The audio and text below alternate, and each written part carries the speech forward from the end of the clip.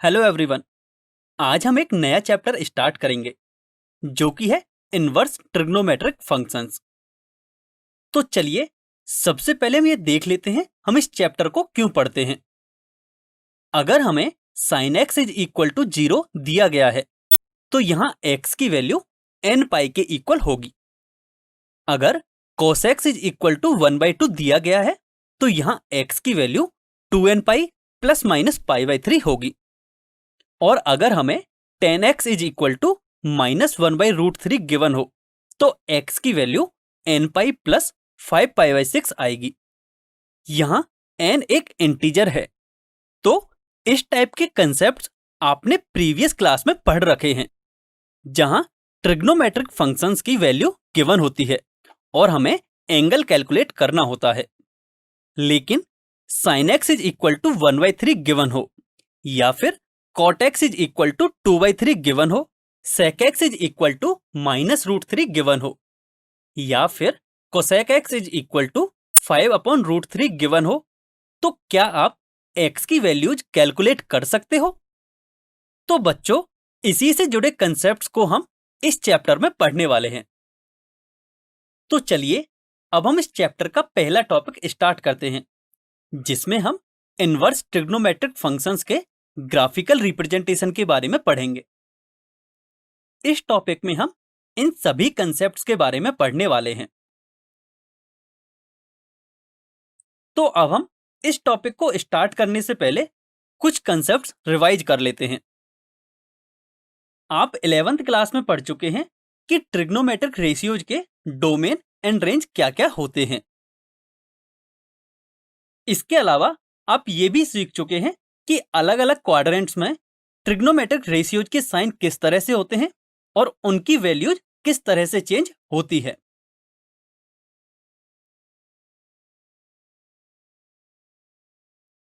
तो चलिए इन सभी कंसेप्ट्स पर बेस्ड एक रिकॉल टेस्ट कर लेते हैं।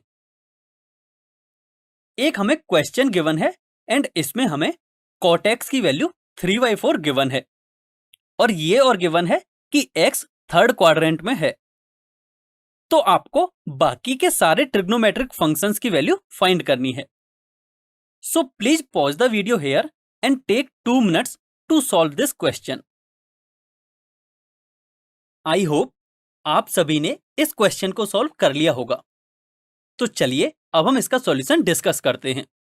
सिंस ये क्वेश्चन में गिवन है कि x थर्ड क्वाड्रेंट में लाई करता है and we know that only tan and cot functions values are positive in third quadrant and rest are negative।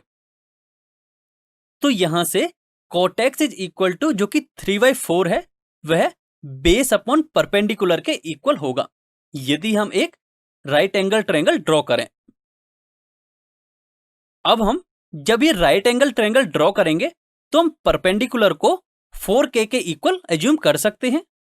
अब जब परपेंडिकुलर 4k के इक्वल है तो उस केस में बेस हो जाएगा 3k एंड पाइथागोरस थ्योरम का यूज करके हम हाइपोटेनियस की वैल्यू कैलकुलेट कर लेते हैं जो कि 5k के इक्वल मिलती है।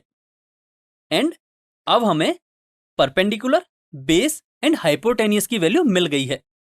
तो अब आप यहां से सारे ट्रिग्नोमेट्रिक रेशियोज की वैल्यू आसानी से फाइंड कर सकते हो एंड इन सभी की वैल्यू अब आप अपनी स्क्रीन पर देख सकते हो।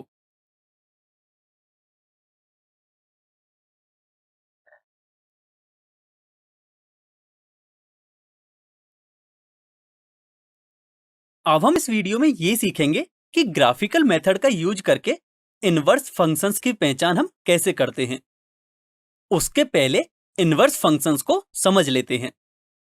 Late A B any set whose elements are a1, a2, a3, a4 and a5 and b एक और सेट गिवन है जिसके एलिमेंट्स है b1, b2, b3, b4 and b5।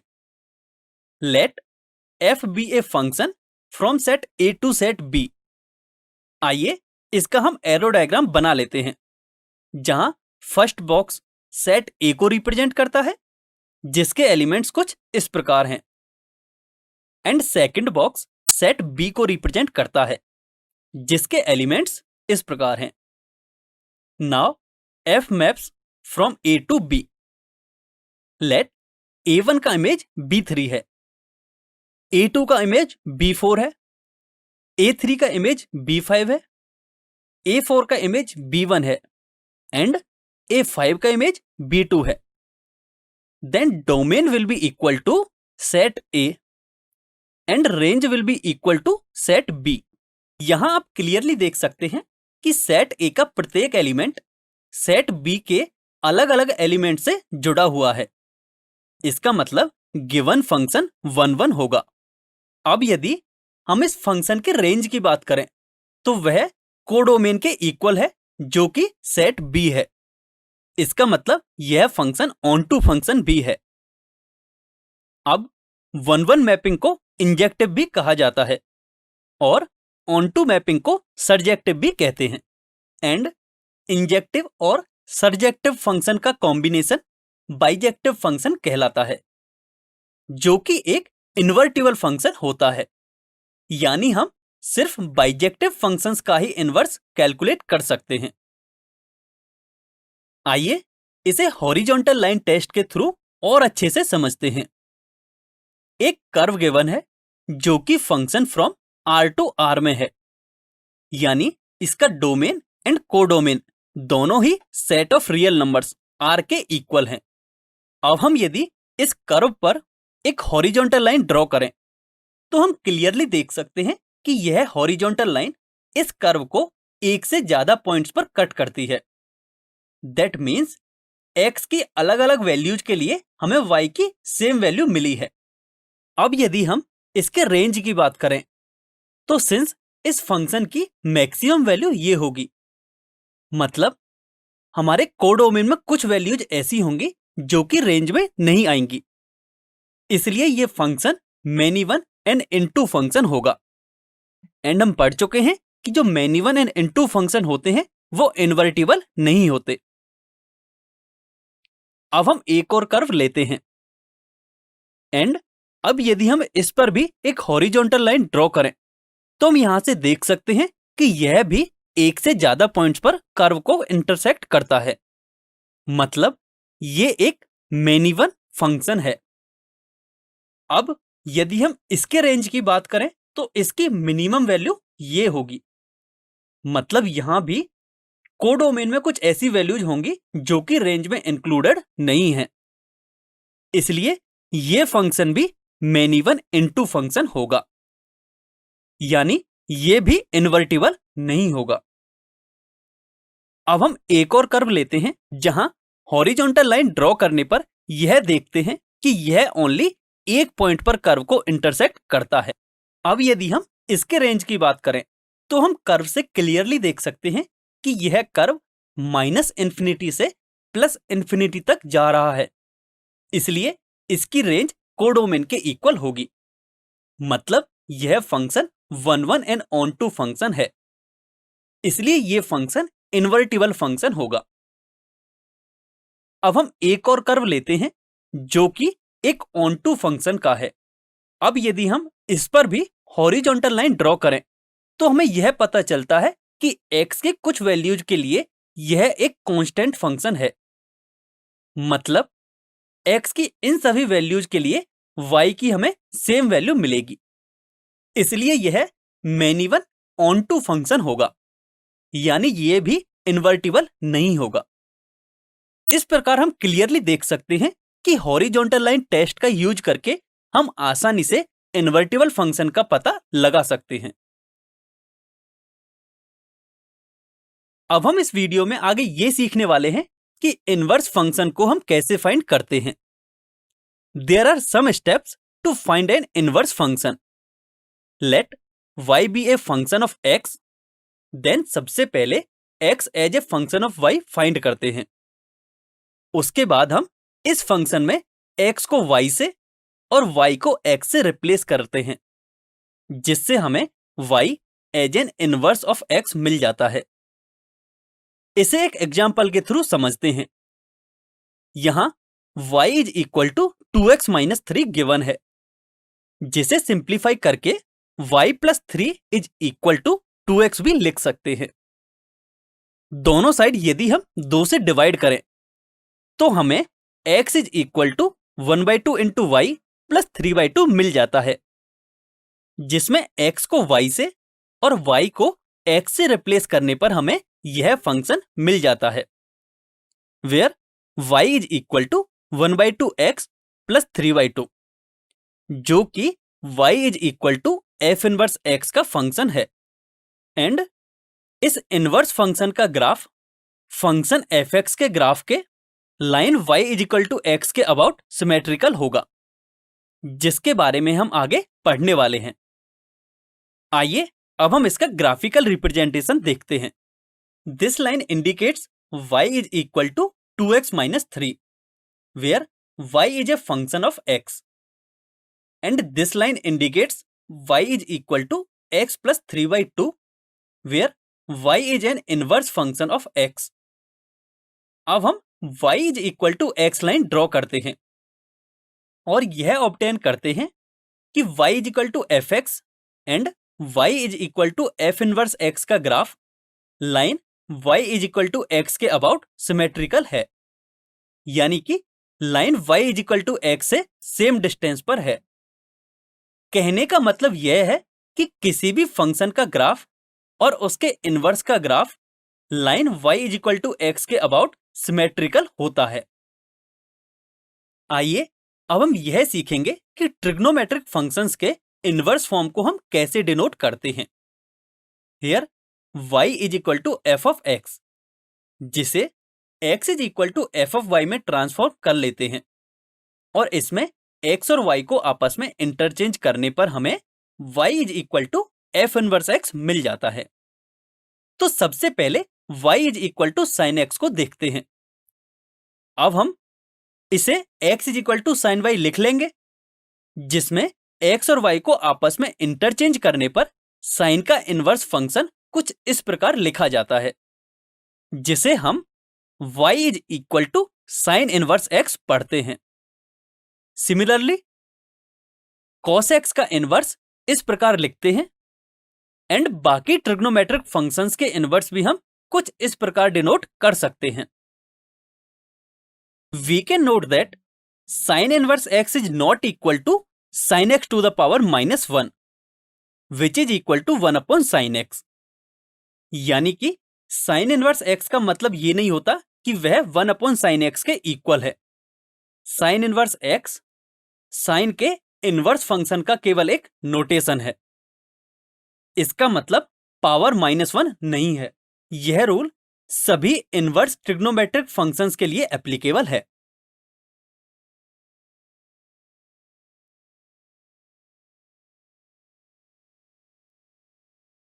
हम जानते हैं कि सभी trigonometric ratios 1 and onto नहीं होते, मतलब हम उनका इनवर्स फाइंड नहीं कर सकते। लेकिन यदि हम उनके डोमेन को रेस्ट्रिक्ट कर दें तो हम उनका इनवर्स फंक्शन फाइंड कर सकते हैं। इस वीडियो में हम डोमेन रेस्ट्रिक्शन के बारे में ही पढ़ने वाले हैं। इसे हम एक एग्जाम्पल से समझते हैं। Let y is equal to X square. इसका ग्राफ कुछ इस तरह का होता है। अब यदि हम इस पर एक हॉरिजॉन्टल लाइन ड्रॉ करें तो हम क्लियरली देख सकते हैं कि यह कर्व को दो अलग अलग पॉइंट्स पर इंटरसेक्ट करता है, मतलब y is equal to X square non invertible होगा। अब हम इसके डोमेन को रेस्ट्रिक्ट करके इसे इन्वर्टिबल बनाने की कोशिश करते हैं। We can split this graph into 2 parts, where first part will be like this, and हम सीख चुके हैं कि इसका inverse line y is equal to X के अबाउट सिमेट्रिकल होगा, यानी इसके इनवर्स का ग्राफ कुछ इस तरह का होगा, where y is equal to square root of x and y is equal to f inverse x, जो कि x belongs to 0 to infinity के लिए डिफाइंड होगा। अब हम ओरिजिनल ग्राफ के अनदर हाफ पार्ट का ग्राफ ड्रॉ करते हैं एंड इसका ग्राफ कुछ इस प्रकार का होगा। यह भी y is equal to X के अबाउट अपने इनवर्स के सिमेट्रिकल होगा, जो कि कुछ इस प्रकार है, where y is equal to minus square root of x, और यह x की नेगेटिव वैल्यूज के लिए डिफाइन है। इस प्रकार हमने एक नॉन इन्वर्टिबल फंक्शन के डोमेन को रेस्ट्रिक्ट करके उसे दो इन्वर्टिबल फंक्शंस में चेंज कर लिया है।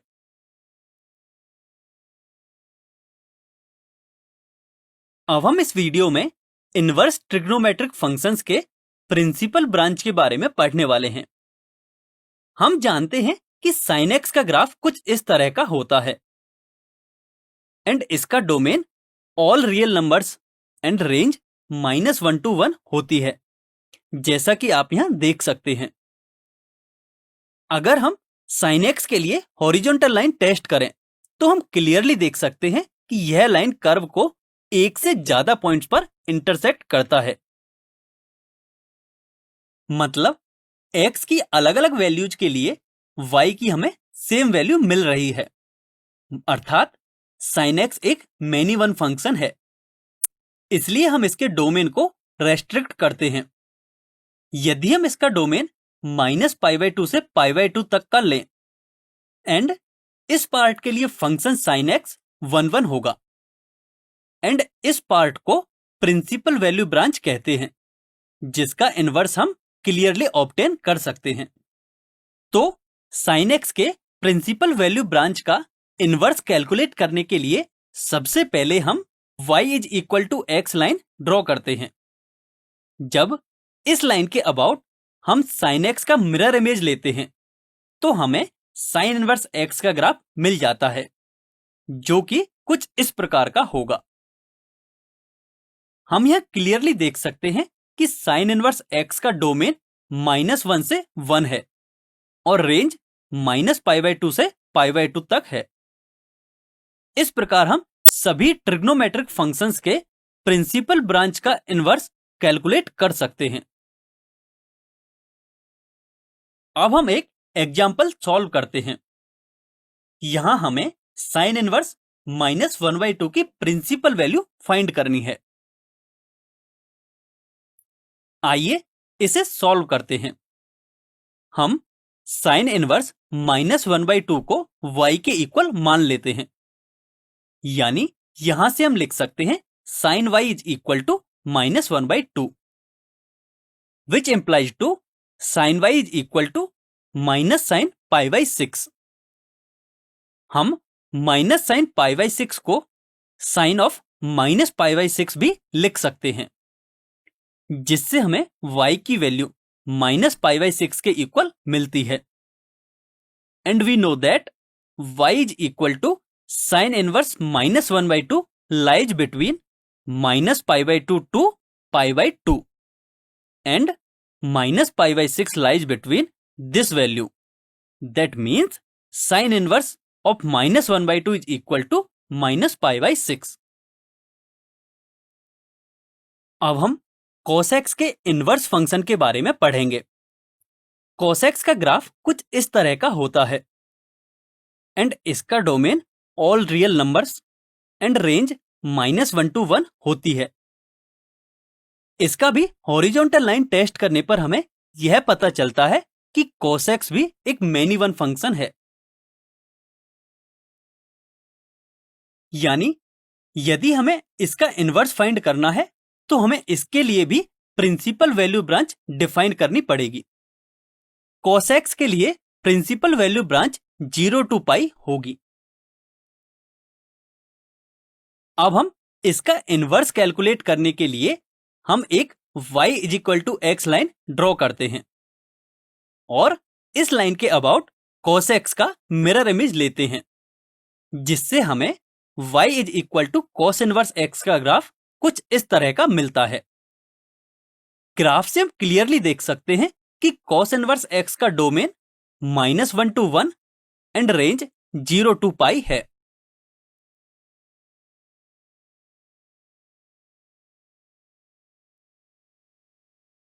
अब हम इनवर्स ट्रिग्नोमेट्रिक फंक्शंस के कंसेप्ट पर बेस्ड एक क्वेश्चन सॉल्व करते हैं। इस क्वेश्चन में हमें cos inverse 1/2 plus 2 into sine inverse 1/2 की वैल्यू कैलकुलेट करनी है। तो चलिए अब इसका हम सॉल्यूशन देखते हैं। सबसे पहले हम cos इनवर्स 1/2 को x के इक्वल एज्यूम करते हैं, जिससे हमें cos x is equal to 1/2 मिल जाता है। तो हम यहां से लिख सकते हैं cos x is equal to cos π/3। That means x is equal to π/3।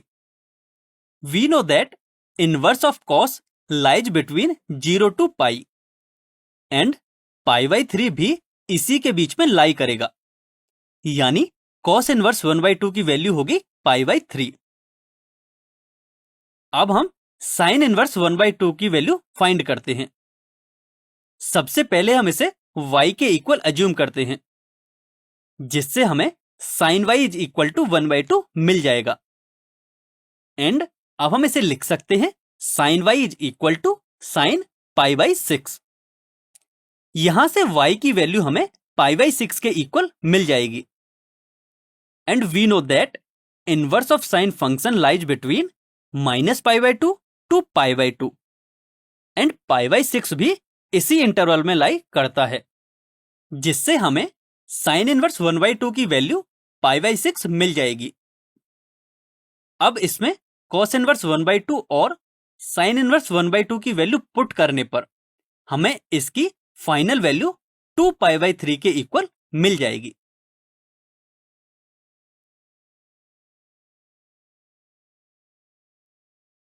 Hello, अभी तक आप इनवर्स ट्रिग्नोमेट्रिक फंक्शंस के बेसिक कंसेप्ट के बारे में पढ़ चुके हैं।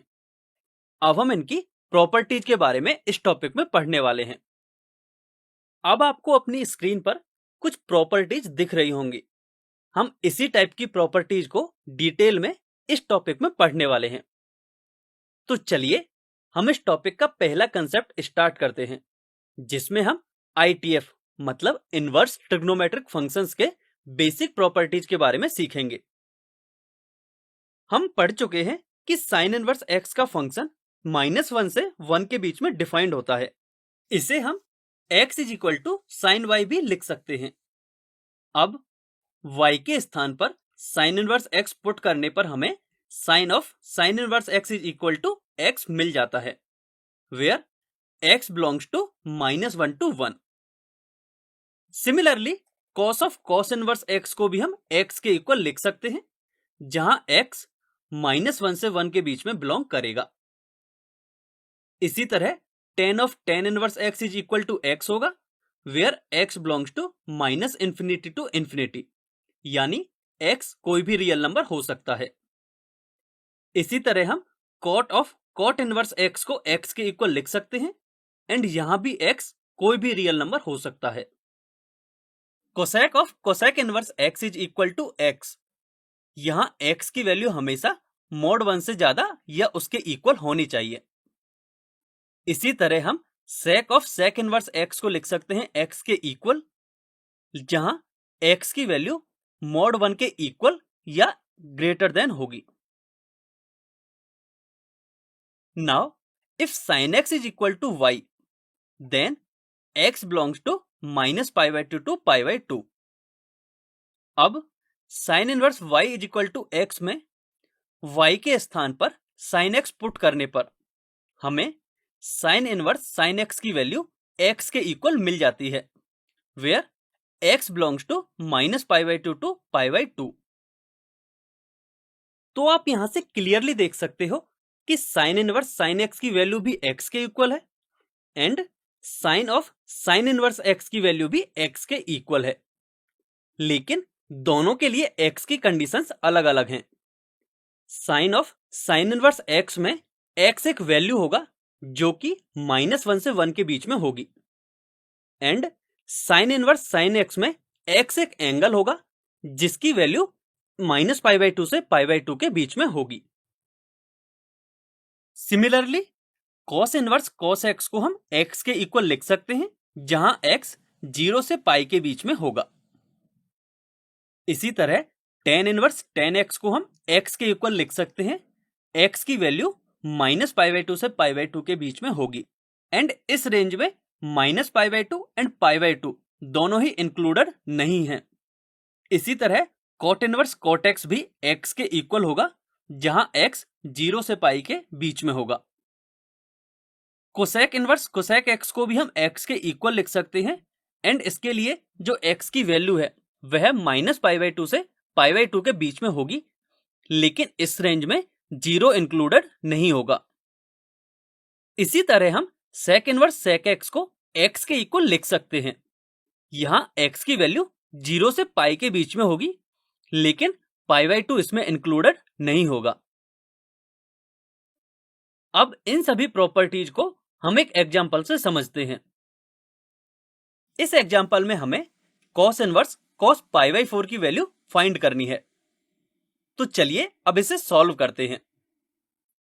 हम यहां से क्लियरली देख सकते हैं कि जो π/4 है वह 0 से पाई के बीच में लाई करेगा। इसे आप ग्राफिकली भी देख सकते हैं कि जो π/4 है वह 0 से पाई के बीच में बिलोंग करता है। And we know that cos inverse cos x is equal to x if x belongs to 0 to pi. इसका मतलब हम cos इनवर्स cos π/4 को लिख सकते हैं π/4 के इक्वल। तो इस तरह हमारा आंसर हो जाएगा π/4।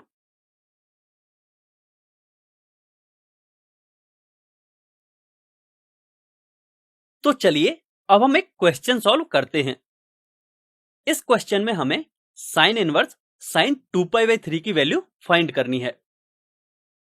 तो चलिए अब हम इसका सॉल्यूशन देखते हैं।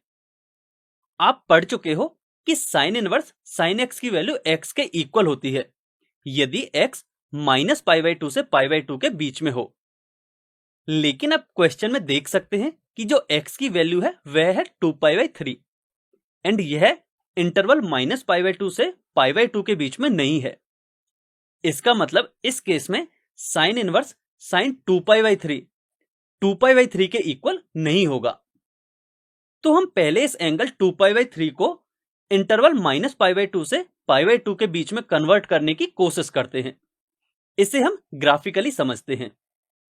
ये एंगल 2π/3 सेकेंड क्वाड्रेंट में होगा एंड अब ये जो रिमेनिंग एंगल है वह π/3 के इक्वल होगा। हम इस ग्राफ से क्लियरली देख सकते हैं कि हम 2π/3 को लिख सकते हैं पाई माइनस π/3। अब हम साइन इनवर्स साइन 2π/3 को कुछ इस तरह से लिख सकते हैं, जहां हमने 2π/3 को पाई माइनस π/3 लिखा है। हम जानते हैं कि sine pi minus theta sine theta के इक्वल होता है। तो जो इस इक्वेशन के राइट हैंड वाला पार्ट है उसे हम लिख सकते हैं साइन इनवर्स साइन π/3। एंड अब ये जो π/3 है वह फर्स्ट क्वाड्रेंट में होगा, यानी कि ये जो π/3 है वह इंटरवल -π/2 से π/2 के बीच में लाई करेगा। इसका मतलब अब हम इस केस में जो इस इक्वेशन के राइट हैंड वाली टर्म है साइन इनवर्स साइन π/3 उसको हम π/3 के इक्वल लिख सकते हैं, जिससे कि हमें साइन इनवर्स साइन 2π/3 की वैल्यू π/3 के इक्वल मिल जाएगी।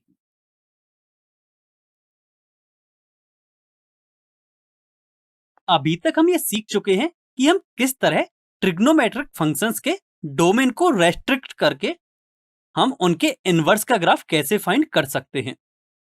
और हमने अभी तक साइन इनवर्स x और कॉस इनवर्स x का ग्राफ बनाना सीख लिया है।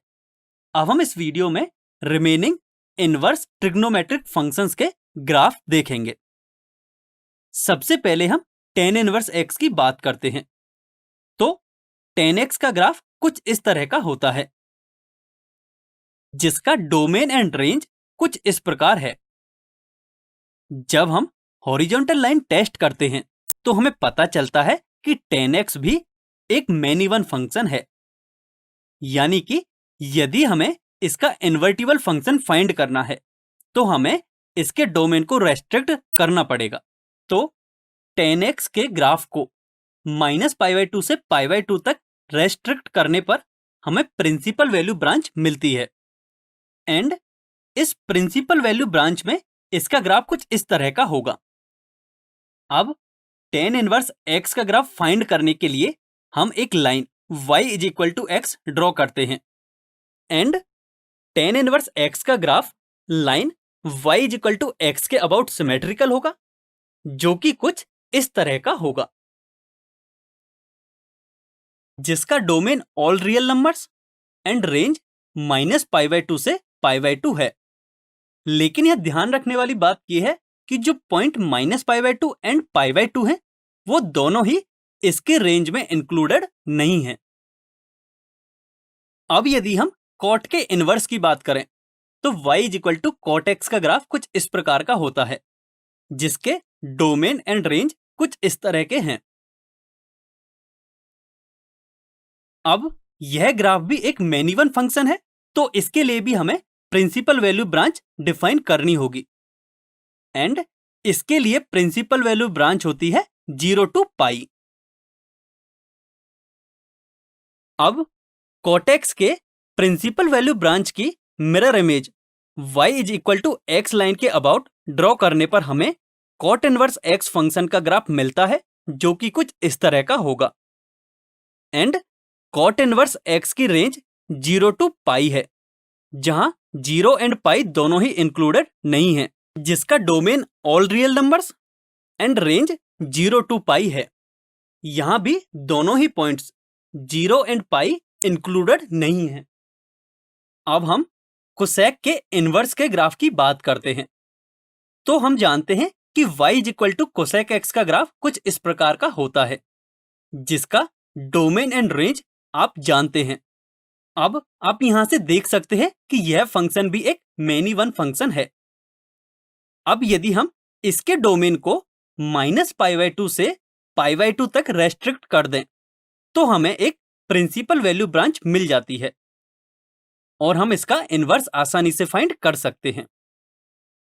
तो अब कोसेक x के प्रिंसिपल वैल्यू ब्रांच की mirror image y = x line के अबाउट लेने पर इसका इनवर्स फंक्शन मिल जाता है, जो कि y = x लाइन के अबाउट सिमेट्रिकल होगा।